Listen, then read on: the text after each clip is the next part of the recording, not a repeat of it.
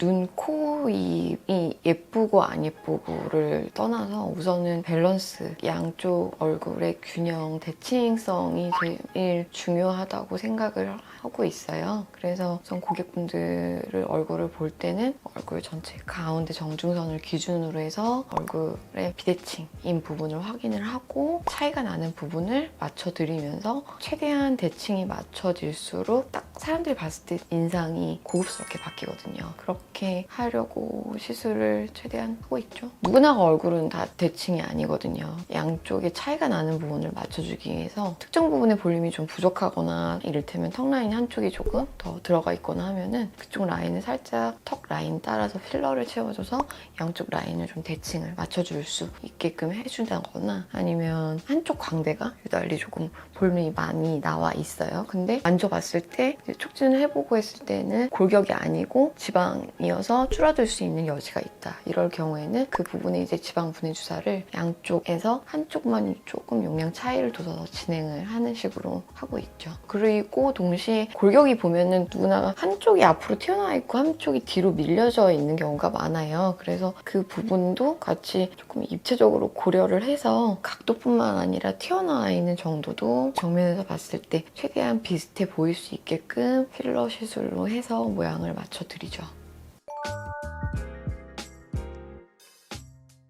우선은 볼륨을 줄어들게끔 해주는 것부터 진행을 해야 되겠죠. 누구나가 얼굴이 커지는 건 실은 일이니까요. 그래서 광대 쪽의 볼륨을 줄어들게끔 할 수 있다면 지방 분해 주사로 볼륨을 줄어들게끔 하고 그렇게 한 후에 양쪽 볼도 마찬가지로 차이가 나는 볼륨이 있다면 지방 분해 주사로 밸런스를 최대한 맞춰주는 거죠. 그런 다음에 골격 라인을 봤을 때 턱 라인이 양쪽 차이가 나는 부분 뭐 앞뒤로 약간 밀려 있다거나 각도가 조금 다르거나 한 부분에 대해서는 필러로 전체적으로 모양을 최대한 대칭이 맞춰지게끔 잡아드리고 있죠. 더불어서 이제 턱 라인뿐만 아니라 우리가 좀 쉽게 많이 놓치는 부분이 광대나 이런 부분의 골격도 약간 차이가 나는 경우가 많아요. 그래서 그런 부분도 미세하게 필러로 용량을 살짝 달리해서 채워드리거나 해서 밸런스를 최대한 맞춰드리고 있죠. 그렇게 하고 나서 또 얼굴의 윤곽에 밸런스가 안 맞는 부분은 피부가 처져 있거나 이제 탄력이 떨어져 있어서 얼굴 윤곽이 밸런스가 안 맞는 부분이 있는 경우가 많거든요. 그럴 때는 이제 리프팅 시술을 진행을 하게 됩니다. 레이저가 도움이 되는 분이 있고 실이 도움이 되는 분이 있다 보니까 무조건 어떤 하나의 시술이 꼭 좋다고 말은 못할 것 같아요. 그래서 얼굴이 봤을 때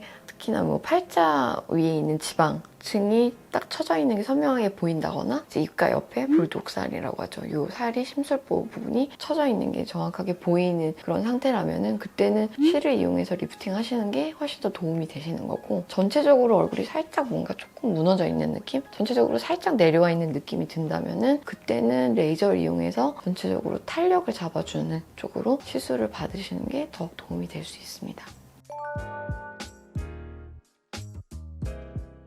저 별로 생긴 적이 없어서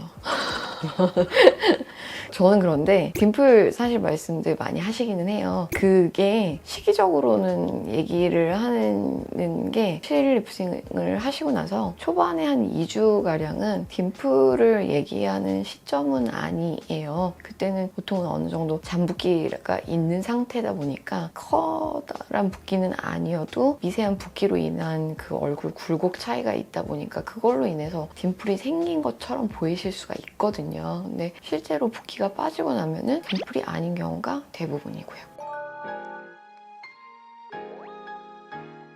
벡터라고 얘기를 해요. 실을 넣어서 리프팅을 하려고 하는 방향을 잡는 걸 이제 벡터라고 얘기를 하는데 그 방향성을 두고 실을 넣어서 어떤 방향으로 리프팅을 하느냐에 따라서 결과는 많이 좀 달라질 수가 있는데 팔자 쪽 라인이 선명하게 보이시는 분들 보통은 이제 연세가 많으신 경우에 해당이 되겠죠. 뭐 젊으신 분들도 해당이 되는 경우도 있겠지만 팔자 라인이 딱 선명하게 보이거나 할 때는 이제 벡터를 두 가지를 같이 잡아야 돼요. 하나는 버티칼 수직 벡터랑 그리고 오블리크 벡터인 이제 대각선으로 들어가는 벡터를 같이 잡아야지만 팔자 쪽을 같이 고정을 하고 리프팅할 수 있는 부분이 있죠.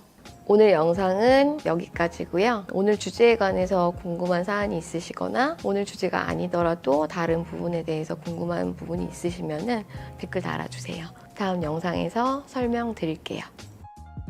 구독과 좋아요.